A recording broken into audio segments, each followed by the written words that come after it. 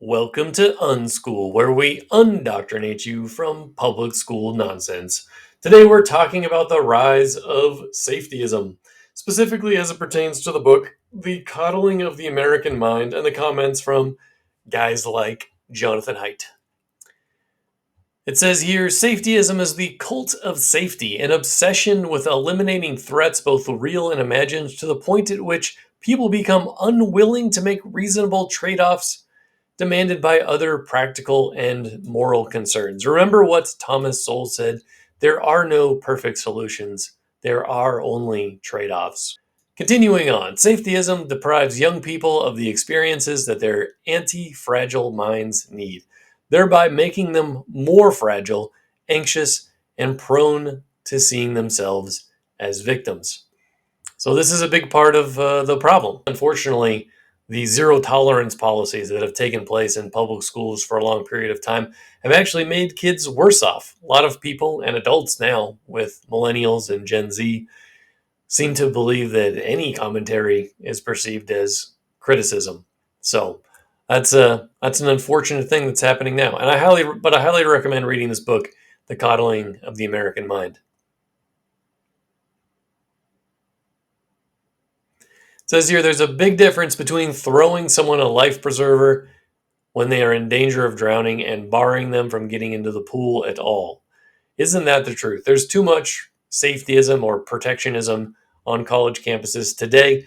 We've seen a number of things recently in the Ivy League schools where they talk about having segregation on campuses in order to protect people from what exactly? The existence of white people? I mean, what a ridiculous notion. That's not something that people need to be protected from. Just being around people that look different. That's not a danger. It's not a true danger. So I'm not sure I'm going to pronounce this guy's name right, but Lukianoff and Haidt identify three bad ideas that prevail on too many university campuses. The untruth of fragility. What doesn't kill you makes you weaker. You have to experience some hardships. You have to understand that there will be some difficulties in life. You have to take some risks in order to be successful. That's not easy, right? Failure is part of the process to achieving great things. So, the untruth of emotional reasoning. Always trust your feelings. Well, feelings can be fickle. Motivation can be fickle. Sometimes discipline is more useful. That's definitely not taught on public campuses these days. And discipline is extremely important, or the art of working when you're not feeling at your best, right? We get used to that when we have to go to a job. It's even more difficult when you're an entrepreneur or you can just drop out of college or engaging in some other endeavor that by just leaving. So it takes discipline to achieve great things. And the last one is the untruth of us versus them. Life is a battle between good people and evil people. Well, I would say that's more. I mean, that sounds like it might be religious in nature, but the religion that I'm seeing that they're talking about here would be more like Marxism, right? The oppressor versus oppressed narratives that are pushed on college campuses. I think that's ridiculous, right? Marxism was originally class-based oppression, and then there's other types now, and they're taught that liberal institutions are really out to get them. They couldn't be further from the truth. Liberal institutions were created, I think, to emphasize individual rights, and we support that culturally as well. And the majority of Americans believe in free speech. So the majority of humanities professors, I'm not sure they do. That's a different story. It says here, unpleasant experiences and exposure to discomfort can result in growth and maturity. What a concept. I believe that's definitely true. While our emotions are part of our humanity alone, they are insufficient for sound judgment. One of the things I think students fail to understand is that scarcity exists. They seem to think that they don't get what they want purely because people aren't nice enough, that there's somehow not enough empathy in the world, and they're going to go out and they're going to increase levels of empathy. Well, empathy, like anything else, suffers from scarcity. There's limited amounts. And the other thing that the Marxist influenced student body don't understand is that there's also a hierarchy in who you care about the most, right? Care about family and friends first, and then if those are taken care of, then many people will go out and do things for others. The Christian doctrinal commitment to human sinfulness and God's position as rightful judge simultaneously humbles us when we do make arguments and chastens us in the knowledge that our judgments may be in error. Isn't that the truth, right? Christianity teaches us that human beings are imperfect, that and that they can't be perfected, at least not here on earth. Whereas Marxism and its derivative religious denominations teach the opposite, that if you get people to achieve the proper level of consciousness, you can create some sort of utopia on earth. And I think this is a big part of the reason why humanities students are so depressed. They think that people just won't go along with their beliefs, but human beings are imperfect, and we cannot create a perfect world. So Lukianoff and Haidt wrote their book to address a deficit in our intellectual discourse, right? There's just no discourse happening on college campuses these days. You have to follow DEI or bust, right? Nothing else is allowed on university campuses, by extension, and in culture. And by culture, I think, it's entering businesses and churches. DEI is equity specifically, and that's creating a lot of problems. He says it's a great book. I totally agree. I read it a couple of years ago, but I highly recommend reading that book, The Coddling of the American Mind. Okay, all of us would benefit from sharpening our ability to reason. Well, how do we do that? I mean, I think debate is useful, right? Reading other people's opinions in books and articles make it easier for you or I to have useful debates with others. So learn how to make compelling and persuasive arguments and to make those arguments in a way that acknowledges reality as it is. A real mess. I think a better way to describe it would be spontaneous order, right? The ancient Taoists discovered that, and 2,500 years ago or something, they described the universe as spontaneous order. And, that's what economics is. That's what people, when they go out in the world, they engage in spontaneous order. Human beings go out into the world and find ways to order the chaos, in my opinion. And the Mises Institute wrote an article about this as well. Want to protect children, don't embrace safetyism, right? Kids are probably better off if they deal with a fair amount of risk in life. That is probably more beneficial. They write, safetyism is the idea pervasive among schools, police stations, and well-meaning parents that children can't so much as walk down the street or play a game without constant adult supervision. Remember, I wrote another article on my unschool Substack talking about Warren Buffett and the guy from Virgin Records, Richard Branson, and how they were expected to be incredibly independent from a very young age and were walking home from school or the park when they were like 6 or 8 or something. I think the ages vary depending on when they're telling the story. I think at one point Warren Buffett talked about, or no, I think it was Brandt that talked about finding his way home when he was 4 or something, but it was an accident. But still helped him understand that he had a strong level of independence and that he could take some risks and it wouldn't kill him. Whereas modern students, modern kids don't seem to understand that all that well, right? If you want to be successful, you have to understand that failure is part of the process that you go through to find greater levels of success. It goes on to say, many psychologists and parenting experts argue that our cultural obsession with safetyism is depriving kids of the experiences they need to develop a sense of individual identity. My goodness, is that true? The humanities, which again are studying queer theory and critical race theory, are going completely against the idea of your individual existence.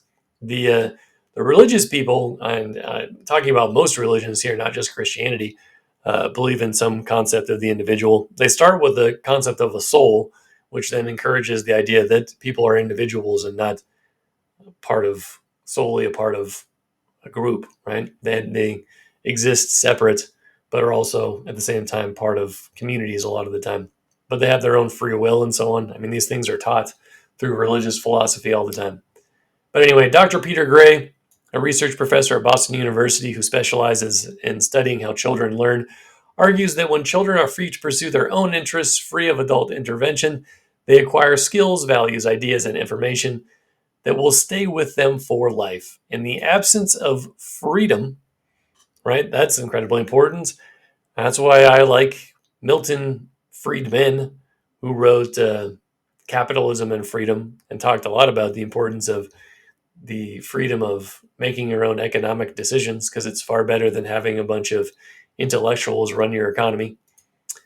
And without that freedom, kids won't acquire the skills, values, and ideas necessary to become their own persons, which is the big reason why maturity levels are going down and why so many people, I think people listening to this would probably agree that maturity levels, people don't really become adults until they're 30 nowadays.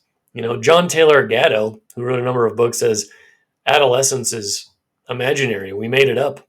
People could be taught to act like adults when they're quite a bit younger. Um, Obviously, they're going to make more mistakes, but if they go through that process sooner and take reasonable levels of risk, right? That's a big point. It's a big factor that's important for having fathers in the household. They often teach boys and girls to take reasonable levels of risk, um, and I think that's just a really important factor. So, yeah, would be useful. And unfortunately, a lot of the kids that grow up without a father take unreasonable levels of risk and end up in prison and so on, as opposed to engaging in activities that would help improve their own lives.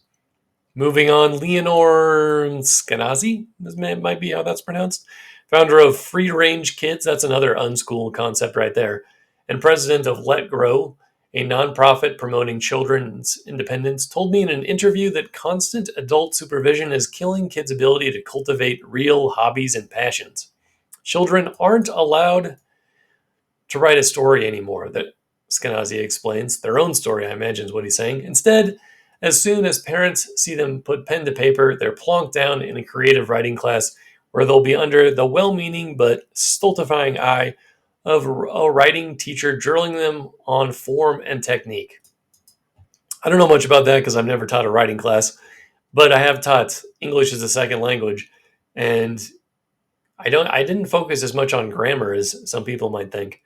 Um, a lot of practicing through speaking was useful. Writing your own papers on a topics, I would help them select topics, but to some extent, but they would write a lot of their own stuff and try to find new and creative ways to get those assignments done. Technique. Write something just for you becomes, I want you to practice that use of imagery I showed you yesterday. Okay. And then this next paragraph goes on to talk about this killing kids' enthusiasm. I think it's definitely true. I think that's what the public schools do to kids. They ruin their enthusiasm. I've seen some polling, and it's also been suggested by John Taylor Gatto that quite a lot of kids test out as genius before they enter the education system, and then that goes away the longer they're in school, that's a little depressing to think about. But let's remember the public schools are based on the Prussian model. The objective is to get you to be a follower so that you can go work in a factory. But the modern world, there's not as many factory jobs. Which is fine. There's a much wider variety of jobs that people can pursue. There's a wider variety of opportunities today than there were in the 1950s, in my opinion, or before that in the first half of the 20th century. So, the Prussian model's not working. And then we have this other article from Stern and NYU. The safety police is free speech being stifled on college campuses. I would say, it's definitely true. This is the article actually written by Haidt and Lukianoff himself. You might check this out if you have the time. It's pretty short, but it's a little overview of what you would read if you got his book, so off Amazon or something. So you might check that out. Says something is going badly wrong for American teenagers, as we can see in the statistics on depression, anxiety, and suicide. We're going to talk more about that in a second. The humanities majors are the worst, and I think that business, IT, and vocational are probably the best. I do have some polling on one of these articles suggesting that business majors, nursing majors, and in my impression, majors that focus on more practical skills. People are teaching college students or kids how to do real things. Then then that gives them something productive to do, gives them some meaning in life. My goodness, that is very important. And it can help them improve their lives for the future. Because right now there's no free speech on college campuses. There's including a recent tendency to evaluate speech in terms of safety and danger. The new culture of safetyism is bad for students and bad for universities. Okay, so as it says here, the average point of prevalence, any mental health problems across the entire sample was 33.9%. However, it was over 45% for art and design undergraduates. Undecided majors were also at a substantially higher risk, 41.68%, than average, as were students in the humanities at 39.54. Undergraduate majors with the lowest prevalence rates were public health majors, business majors, and nursing majors. Like I said before, people who are learning jobs that they can really, or skills that they can really apply to real jobs in the future. I think that's a pretty big deal. These are not trivial differences. The authors of the article speculated that perhaps art and design majors face particularly tough challenges and stressors, including pressure to be creative and original or stemming from isolation in generating their products. They also note there is a documented relationship between the creative arts and mental illness more generally. So I'm sure we couldn't get rid of it completely, but I don't think that it necessarily has to be that high. The other majors assessed and their frequencies were as follows: social sciences, 34, natural sciences, 36, engineering, 32, pre law, 36, social work, 37. Social work is one of the lowest IQ majors, though, and I've seen much higher percentages than 37 for them. Closer, well, no, that's actually quite high. That's up there with the rest of them, only slightly behind the humanities. So they're not doing that well, unfortunately. Pre-med, I think the problem with the medical majors is you're reading about so many illnesses all the time that you probably start thinking you might have one. It's also important to remember that with a lot of these majors, the major mental illnesses they're talking about are anxiety and depression. So in some cases, it's temporary. I think it's probably more temporary for the job for the majors where they're learning real skills. And then this article, the most depressed college majors, kind of goes on with the same information from the previous one. Artistic subjects like painting, music, or drama are 90% more likely to be hospitalized for schizophrenia later in life. My goodness, that's pretty bad. This is for Swedish people. Similarly, they were 39% more likely to be hospitalized for depression. Creative people, 62% more likely to be hospitalized for bipolar disorder. That's a tough one to deal with. They have a very high divorce rate as well, so that's sad. The association with mental illness was strongest for core creative subjects, especially for the visual arts. So, all right, so that's it for today for this particular article. Hopefully, in the future, more people are going to go towards this idea that when we need to teach kids in public schools more practical skills.